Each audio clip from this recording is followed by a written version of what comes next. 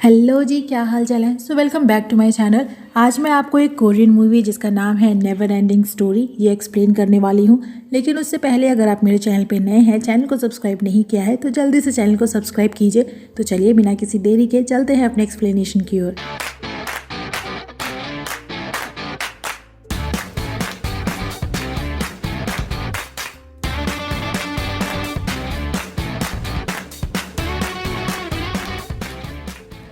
ये मूवी है सॉन्ग और कांग नाम के दो लोगों की। सॉन्ग 28 साल की एक बैंकर है और अपनी लाइफ में वेल ऑर्गेनाइज्ड है। उसे अपनी लाइफ में कब क्या करना है, कैसे करना है, कितना करना है, ये सब कुछ वो पहले से ही प्लान कर लेती है। यानी कि 11th आवर पर्सन नहीं बल्कि वेल प्लान पर्सन है। वहीं कांग 33 साल का है पर उसे लाइफ से कोई ज़्यादा उम्मीदें नहीं है। उस बेचारे का तो बस एक ही सपना है कि उसे कभी भी एक जैकपॉट लग जाए और वो ऐश में अपनी ज़िंदगी जिए। वो अपने छोटे भाई और उसकी वाइफ के साथ रहता है जो छोटा मोटा एक आर्ट स्कूल चलाती है जिसमें कांग छोटे बच्चों को टाइक्वांडो सिखाता है। उसके और उसके छोटे भाई की वाइफ में अक्सर बहस होती रहती है, वो भी उसकी यानी कांग की शादी को लेकर कि वो कब शादी करेगा और उनका पीछा छोड़ेगा। जिस चीज़ से परेशान होकर एक दिन वो खुद को एक डेटिंग एजेंसी में रजिस्टर करा ही लेता है। वहीं सॉन्ग भी खुद को उसी डेटिंग एजेंसी में रजिस्टर कराती है और मेडिकल रिपोर्ट के लिए दोनों अपना चेकअप कराने सेम हॉस्पिटल में आते हैं। और जब सॉन्ग की रिपोर्ट आती है तो डॉक्टर बताते हैं कि उसके ब्रेन में ट्यूमर है, यानी उसे ब्रेन कैंसर है और उसके पास ज़्यादा से ज़्यादा 3 से 6 महीने हैं। जो सुनकर सॉन्ग को यकीन ही नहीं होता कि बैठे बैठाए उसे ब्रेन कैंसर कैसे हो सकता है। तभी डॉक्टर के चेम्बर में कांग भी रोता चिल्लाता एंट्री लेता है और वहीं जमीन पे लेटने लगता है। दरअसल उसकी रिपोर्ट में भी उसे ब्रेन कैंसर था और उसके पास भी बस 3 महीने ही है। और कांग था कि इस बात को मानने को तैयार ही नहीं था। उसे लगता है कि डॉक्टर ने उसे गलत रिपोर्ट दी है और उसे यूं बच्चों जैसी हरकतें करते देखकर सॉन्ग इरिटेट होती है और री एग्जामिनेशन का बोलकर वहां से चली जाती है। वापस जाते टाइम दोनों को बस स्टैंड पे देखते हैं और सॉन्ग को लगता है कि कांग उसका पीछा कर रहा है, जिस पे कांग बोलता है कि माना कि वो खूबसूरत है पर वो खुद को इतना महान क्यों समझती है, क्या उसे प्रिंसेस सिंड्रोम है। जिस पे सॉन्ग बोलती है कि नहीं, उसे ब्रेन ट्यूमर है, जिससे कांग को पता चलता है कि उसे भी कैंसर है। घर आकर कांग अपने भाई और उसकी वाइफ से पूछता है कि जो कभी वो मर गया तो वो लोग क्या करेंगे। जिस पे उसका छोटा भाई बोलता है कि वो उसके रूम को अपना स्टडी बना लेगा। वहीं उसकी वाइफ बोलती है कि वो उसके रूम को अपना क्लोजेट बना लेगी और इसी बात पे दोनों लड़ने लगते हैं। जिस चीज़ को देखकर कांग सोचता है कि बताओ यही वैल्यू रहेगी है मेरी इन दोनों की नज़रों में। नेक्स्ट डे सॉन्ग अपना री एग्जामिनेशन रिपोर्ट लेने आती है पर उसमें भी उसे सेम ही रिजल्ट मिलता है, जिसके बाद तो उसके सारे सपने ही टूट जाते हैं। उसने अपने फ्यूचर को लेकर बहुत सारी प्लानिंग की थी, जैसे कि 30 की होते होते वो शादी करेगी, शादी के 5 सालों में 2 बच्चे करेगी वगैरह वगैरह। पर अब वो इनमें से कुछ भी नहीं कर सकती थी। अब उसके सामने एक ऐसी सिचुएशन आ गई थी जिसके लिए उसने कभी कोई प्लानिंग ही नहीं की थी। वहीं कांग था जो दिन रात खुद को ड्रिंक में डुबोए रखता है, जिस वजह से उसका भाई और उसकी वाइफ उससे बहुत परेशान होते हैं। एक दिन वो डेटिंग एजेंसी के साथ अपने कॉन्ट्रैक्ट को कैंसिल करने के लिए उनके ऑफिस पहुंच जाता है, जहां सॉन्ग पहले से ही पहुंची हुई थी। पहले तो डेटिंग एजेंसी कॉन्ट्रैक्ट कैंसिल करने से ही मना कर देती है, ये बोलकर कि ये उनकी पॉलिसी में नहीं है, और उल्टा उन्हें उनके लिए परफेक्ट पार्टनर्स दिखाने लगती है। अरे कोई कपड़े की शॉपिंग थोड़ी है कि पसंद नहीं आया तो दूसरा ले लो, मगर दुकान ना छोड़ो। इतनी ही शादी करानी तो पोपट लाल की करा दो। खैर दोनों जैसे तैसे लड़ झगड़ कर कॉन्ट्रैक्ट कैंसिल करा ही लेते हैं। उसके बाद दोनों को साथ ड्रिंक करते देखते हैं। दोनों अपनी अपनी सिचुएशन पे दुखी होते हैं। कांग बोलता है कि जो उसे पहले पता होता कि वो मरने वाला है तो वो ढेर सारी लॉटरी की टिकट्स खरीद लेता और जो भी जैकपॉट उसे लगता वो अपने छोटे भाई को और उसकी वाइफ को दे देता। आखिर आज तक उसने उनके लिए कुछ भी नहीं किया है। वहीं सॉन्ग नोटिस करती है कि उन दोनों में बहुत कुछ कॉमन है। दोनों सेम बीमारी से लड़ रहे हैं, दोनों के पास ही कम टाइम है, दोनों अपनी फैमिली स्टार्ट करना चाहते थे और दोनों के लिए फैमिली ही प्रायोरिटी भी है। सॉन्ग की मॉम है जो दूर कंट्री साइड में रहती हैं, वो उनके लिए भी बहुत कुछ करना चाहती थी, लेकिन लाइफ ने उसे मौका ही नहीं दिया। पर बावजूद इसके सॉन्ग डिसाइड करती है कि उसके पास जितना भी टाइम बचा है उसी में वो अपनी पूरी लाइफ जिएगी और इसमें वो कांग को भी शामिल कर लेती है। दोनों एक दूसरे का नंबर एक्सचेंज करते हैं और अगले दिन से दोनों के मिलने जुलने का सिलसिला चालू हो जाता है। वो कांग को अपने साथ अर्न की शॉपिंग कराने भी लाती है। अर्न यानी अस्थि कलश, वैसे कलश ही होता है। सॉन्ग का मानना था कि जब लोग शादी से पहले शादी की शॉपिंग कर सकते हैं तो मरने से पहले फ्यूनरल की शॉपिंग क्यों नहीं कर सकते, और अपने लिए सबसे बेस्ट क्वालिटी का कलश खरीदती है।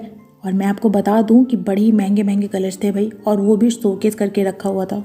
खैर मेरे साथ साथ कांग को भी ये शॉपिंग अजीब लगती है, पर वो कर भी क्या सकता है। उसके बाद दोनों को लंच करते देखते हैं और सॉन्ग ढेर सारा खाती है, कुछ ऐसा कि कांग को खाने ही नहीं देती, जिस पे वो बोलता है कि आराम आराम से खाएं, खाने की थोड़ी टिकट कटी है। तो सॉन्ग बोलती है कि मरने से पहले ढेर सारा खाने से इंसान हेल्दी मरता है, जिस पे कांग बोलता है कि हाँ तो उसे कौन सा कुपोषित मरना है, वो उसे भी तो खाने दे। और पूछता है कि अस्थि कलश की शॉपिंग के बाद अब क्या उसे ग्रेवयार्ड देखने जाना है, जिस पे सॉन्ग हाँ बोलती है, जो सुनकर कांग शॉक होता है और पूछता है कि वो ये सब कुछ क्यों कर रही है। उनके चले जाने के बाद उनके रिलेटिव्स ये सब कुछ संभाल लेंगे, पर अगेन सॉन्ग वही शादी वाला एग्जाम्पल देती है, जिस पे कांग बोलता है कि शादी और फ्यूनरल दोनों अलग अलग चीजें हैं। पर सॉन्ग बोलती है कि शादी हो या फ्यूनरल, जब दोनों में वही लीड एक्ट्रेस है तो दोनों उसके लिए सेम ही हुए, और वैसे भी उसकी लाइफ एक प्रॉपर शेड्यूल पे चलती है और उसने इन सब चीज़ों का भी एक शेड्यूल बनाया है और अब उसी के अकॉर्डिंग चलेगी। वो कंट्री के बेस्ट साइट्स पे जाकर उन्हें एंजॉय करना चाहती है, बेस्ट कलर्स, बेस्ट खाना, बेस्ट ग्रेवयार्ड, सब कुछ बेस्ट चाहिए। जो सुनकर कांग वाज लाइक, लेकिन तभी कांग को उसके लॉटरी रिजल्ट की याद आती है जो आज ही डिक्लेयर होनी थी। तो वो तुरंत से अपने घर पहुंचता है, पर उसका बैड लक कि उसे इस बार भी कोई लॉटरी नहीं लगती, जिस वजह से वो बहुत दुखी होता है। दुखी क्या होता है, बकायदा बच्चों की तरह रोता है। जो जाने के बाद सॉन्ग उसे अपने एक दोस्त के पास लाती है जो पाम रीडिंग कर सकता था, जो उसे जैकपॉट कब लगेगा ये तो नहीं बताता, पर ये ज़रूर बताता है कि दोनों लंबे समय तक एक दूसरे के साथ रहेंगे, वो भी दूर कहीं पहाड़ों में। दोनों को कोई सेपरेट नहीं कर सकता, जिस पे दोनों कुछ बोलते तो नहीं, बस हंसते रहते हैं। टाइम के साथ साथ दोनों की दोस्ती स्ट्रांग होने लगती है। दोनों घंटों फ़ोन पे एक दूसरे से बात करते हैं, दिन भर बस एक दूसरे के बारे में ही सोचते हैं और कांग की खुशी का तो कोई ठिकाना ही नहीं होता। एक दिन सॉन्ग कांग के साथ एक डील करती है कि वो उसके फ्यूनरल अरेंजमेंट्स में उसकी हेल्प करे, तो वो उसे उन सेंटर्स पे लेकर जाएगी जहाँ से खरीदे हुए लॉटरी टिकट्स के लगने के चांसेस ज़्यादा होते हैं, जिसके लिए कांग मान जाता है। उसके बाद से दोनों कई फ्यूनरल हाउसेज में आते हैं, जहाँ का काम, जहाँ का खाना, सब कुछ वो चेक करते हैं। और सॉन्ग भी कांग को दूर दराज के लॉटरी सेंटर्स में लेकर जाती है। सॉन्ग अपने लिए बरियल क्लोथ लेने जाती है और शॉपकीपर उसे सोने के वर्क वाला कपड़ा दिखाती है जो काफ़ी एक्सपेंसिव था, पर सॉन्ग को अपने लिए वही पसंद आता है और वो शॉपकीपर से उसे ट्राई करने का पूछती है और बताती है कि वो कपड़ा वो अपने लिए ही ले रही है। जो सुनकर शॉपकीपर शॉक होती है, तो कांग उसे बाहर लेकर जाता है और उस पर नाराज़ होता है।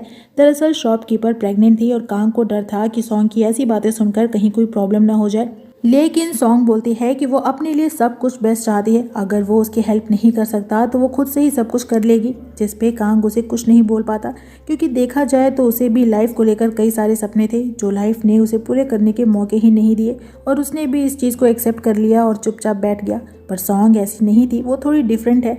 उसे कोई फ़र्क नहीं पड़ता कि सामने सिचुएशन कैसी है, वो जैसी भी है वो उसे अपने ही स्टाइल में जीना चाहती है। वहीं कांग को लगता है कि उसने अपनी फैमिली के लिए कभी कुछ किया ही नहीं, तो घर वापस आकर वो अपने भाई और उसकी वाइफ को लॉटरी के टिकट्स दे देता है, इस उम्मीद में कि वो टिकट जैकपॉट ज़रूर जीतेगी, और बोलता है कि उसे अफसोस है कि वो उनके लिए इससे ज़्यादा और कुछ नहीं कर सकता। जिस पे उसके भाई की वाइफ बोलती है कि वो बस लॉटरी टिकट्स और ना खरीदे, यही उसका उन पर सबसे बड़ा एहसान होगा। इधर सॉन्ग को भी लगता है कि उसे अपने आसपास के लोगों को लेकर कंसर्न होना चाहिए। ज़रूरी नहीं है कि वो लाइफ को जैसे स्ट्रांगली हैंडल करती है वैसे ही बाकी लोग भी करें।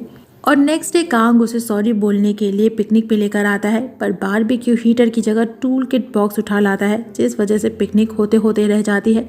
लेकिन फिर भी उसे दूर माउंटेन्स में ग्रेवयार्ड में लेकर आता है, जहाँ सॉन्ग अपने लिए एक परफेक्ट जगह चूज कर सके। और वो बताती है कि उसे चेस्टनट ट्री के नीचे बरी होना है, क्योंकि उसके फूलों की खुशबू उसे बहुत पसंद है। वापस जाते टाइम कांग के सर में अचानक से पेन होने लगता है, पर फिर भी वो सॉन्ग को इसके बारे में नहीं बताता और उससे छिपकर अपने मेडिसिन लेता है। पर सॉन्ग उसे देख लेती है, लेकिन फिर भी उसे कुछ पूछती नहीं और फिर कार खुद ही ड्राइव करके ले जाती है। अब दोनों एक दूसरे के लिए स्पेशल फील करने लगे थे। वापस जाते टाइम कांग उसे अपनी फीलिंग्स बताना चाहता है, पर अपने शाई नेचर के कारण नहीं बता पाता, लेकिन सॉन्ग जाते जाते उसे किस कर लेती है, जिसके बाद तो कांग की हालत पूछो मत। घर आकर भी उसकी एक्साइटमेंट खत्म नहीं होती। दोनों घंटों फोन पे बातें करते हैं और एक दूसरे को अपनी फीलिंग्स भी बताते हैं। और सॉन्ग बोलती है कि उसे हैंडल कर पाना आसान नहीं है, वो बहुत ही शॉर्ट टेम्पर है, तो इन फ्यूचर अगर कभी वो उसे गुस्से में उसे दूर जाने को बोल दे तो उसे उसकी बात नहीं माननी है, उल्टा उसे मनाना भी होगा। एंड कांग वॉज लाइक, जो हुक्म मेरे आका। And I was like, girls girls girls, they don't like cringiness but cringiness likes them. Next day दोनों की फर्स्ट डेट होती है और फर्स्ट डेट पे सॉन्ग अपने लिए बरियल ड्रेस लेने आती है, जो सच में मैडम ट्राई कर करके चूज करती है। दोनों बेस्ट स्ट्रीट फूड और ड्रिंक्स के लिए घंटों ट्रैवल करके दूर दूसरे शहर में आते हैं, बीचेस पे जाते हैं, एक साथ एंजॉय करते हैं, बिल्कुल वैसे ही जैसे कि एक नॉर्मल कपल डेट पे जाता है। कांग सॉन्ग का बर्थडे भी सेलिब्रेट करता है। हालांकि उस दिन उसका बर्थडे होता नहीं है, पर दोनों को नहीं पता कि तब तक वो साथ रहेंगे या नहीं, इसीलिए कांग उसे अभी ही सारी खुशियाँ दे देना चाहता है। लेकिन जब वो घर वापस आता है तो उसके भाई को उसकी बीमारी का पता चल चुका था, तो कांग उसे ये छुपाने के लिए माफ़ी मांगता है। वहीं उसके भाई की वाइफ बोलती है कि वो उसे कुछ भी नहीं होने देगी, उसके पास कुछ सेविंग्स हैं और अगर वो कम पड़े तो वो घर भी बेच देगी, पर वो उसे कुछ भी नहीं होने देगी और उसका बेहतर से बेहतर इलाज कराएगी और पीने के लिए कुछ अजीब सा ड्रिंक देती है, ये बोलकर कि वो उसके हेल्थ के लिए अच्छा है। तो कांग वो जूस सॉन्ग को भी पिलाता है, उसे टेम्पल लेकर जाता है जहाँ दोनों प्रे करते हैं कि वो दोनों ही ठीक हो जाए, उन्हें लाइफ से एक और चांस चाहिए। कांग सॉन्ग को अपने पेरेंट्स के बारे में भी बताता है, जिनकी डेथ बहुत पहले ही एक कार एक्सीडेंट में हो गई थी और अब वो भी उनके पास जल्दी ही पहुंचने वाला है, और ये बताते बताते वो इमोशनल हो जाता है। दोनों जानते हैं कि लाइफ में कब क्या होगा वो उन्हें नहीं पता, पर जब भी जो भी होगा वो चीज़ उन्हें एक्सेप्ट करनी ही होगी। एक दिन कांग का भाई और उसकी वाइफ उसे डॉक्टर के पास लेकर आते हैं, जो चेक करके बताते हैं कि उसके ट्यूमर का साइज कम हो रहा है, तो अब वो लोग उसकी सर्जरी पे काम कर सकते हैं, जो जानकर कांग की फैमिली बहुत खुश होती है। पर कांग कुछ खास खुश नहीं होता, क्योंकि उसे सॉन्ग के बारे में जानना था। लेकिन जब वो उसे अपना चेकअप कराने को बोलता है तो वो उस पर ज़्यादा ध्यान ही नहीं देती, उल्टा उसे कॉफिन की शॉपिंग पे ले जाती है।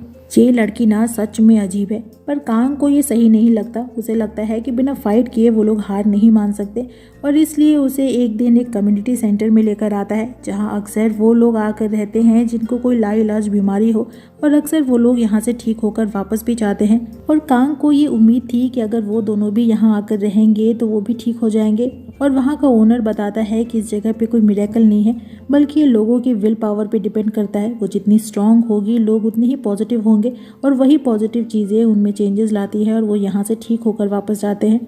तो कांग सॉन्ग से नेक्स्ट वीक वहाँ शिफ्ट होने को बोलता है, लेकिन जब सॉन्ग वापस आती है तो उसके सर में अचानक से बहुत पेन होता है, उसकी हालत ख़राब होने लगती है। तो नेक्स्ट डे वो डॉक्टर के पास आती है, जो उसे बताते हैं कि उसके ट्यूमर का साइज़ बढ़ रहा है और अब उसके पास ज़्यादा टाइम नहीं है। जो जानने के बाद उसकी लाइफ से सारी उम्मीदें ख़त्म हो जाती हैं। वो अभी से ही हार मानने लगती है और कांग से कम्युनिटी सेंटर जाने से मना कर देती है, साथ ही उसे बातचीत भी बंद कर देती है, जिस वजह से कांग बहुत परेशान होता है। वो उससे कांटेक्ट करने की बहुत कोशिश करता है, पर कोई फ़ायदा नहीं होता। एक दिन सॉन्ग की दोस्त की शादी होती है, तो कांग उसे मनाने के लिए वहाँ पहुँच जाता है और पूछता है कि आखिर वो कम्युनिटी सेंटर क्यों नहीं जाना चाहती, जिस पे सॉन्ग बोलती है कि वहाँ जाना उसके शेड्यूल में नहीं है और वो हर काम प्लान के अकॉर्डिंग करती है। प्लस उसकी भी कोई गारंटी नहीं है कि वहाँ जाकर वो ठीक ही हो जाएगी। वहाँ जाकर वो हर दिन बस अपनी मौत का इंतज़ार करेगी, और वैसे भी अगर वो वहाँ उसके साथ जाएगी तो उससे और अटैच हो जाएगी, और जब दोनों में से कोई भी एक पहली दुनिया से जाएगा तो दूसरा उसके पीछे बहुत हर्ट होगा। पर कांग बोलता है कि वो इतना नेगेटिव ना सोचे। उसे कम्युनिटी सेंटर में एक उम्मीद दिखती है और वो उसके लिए जीना चाहता है, और पूछता है कि क्या वो उसके लिए नहीं जीना चाहती, जिस पे सॉन्ग बोलती है कि वो भी जीना चाहती है, पर लाइफ इसकी इजाज़त नहीं देता और बाय बोलकर चली जाती है। उसके बाद से दोनों अलग हो जाते हैं। कांग अपने चेकअप और सर्जरी की तैयारी में बिजी हो जाता है, वहीं सॉन्ग अपने होम टाउन अपने माँ के पास आ जाती है। उसने आज भी अपनी माँ को अपनी बीमारी के बारे में नहीं बताया है। वहीं कांग को सॉन्ग की फ्रेंड से पता चलता है कि उसने शहर छोड़ दिया है, पर उसके होम टाउन के बारे में उसे नहीं पता। पर कुछ दिन बीतने पर सॉन्ग कांग से बात करना चाहती है, वो उसे मिस करती है। वो जानती है कि वो कांग से पहले ही इस दुनिया से चली जाएगी, और इसीलिए वो हर्ट ना हो वो उससे दूर हो जाती है। पर जब खुद को नहीं रोक पाती तो एक टेलीफोन बूथ से कांग को कॉल करती है, पर कॉल पूरी होने से पहले ही कॉल को कट कर देती है। वहीं कांग जब वो नंबर देखता है तो उस पर कॉल बैक करता है, पर चूंकि वो फ़ोन बूथ का नंबर था तो कोई कॉल रिसीव नहीं करता। दिन बीतते जाते हैं। कांग सॉन्ग को बहुत मिस करता है। वो दिन रात बस दोनों के साथ बनाए वीडियोस देखता रहता है। और फिर आता है ऑपरेशन वाला दिन, लेकिन कांग अकेले ही इस जर्नी को पूरा नहीं करना चाहता था। उसे कैसे भी करके सॉन्ग को ढूंढना था, तो वो बिना किसी को बताए हॉस्पिटल से भाग जाता है और फिर से उसी बूथ वाले नंबर पर कॉल करता है, क्योंकि उसे यकीन था कि ये कॉल उसे सॉन्ग नहीं की थी। उसके बाद बूथ ओनर से उसे उस जगह का एड्रेस भी मिल जाता है, और जब वो वहाँ पहुँचता है तो उसे पता चलता है कि वो कॉल उसे सॉन्ग नहीं किया था। जिसके बाद वो पूरी जगह उसे ढूंढता है और फाइनली सॉन्ग उसे रेलवे स्टेशन पे मिल ही जाती है। कांग बोलता है कि जब से वो उसे छोड़कर गई है वो डर कर जी रहा है। वो सच कहती है कि जो भी पीछे रह जाएगा वो अकेला रहेगा और डर डर कर अपनी लाइफ जिएगा, पर बावजूद उसके वो उसे दूर नहीं होना चाहता।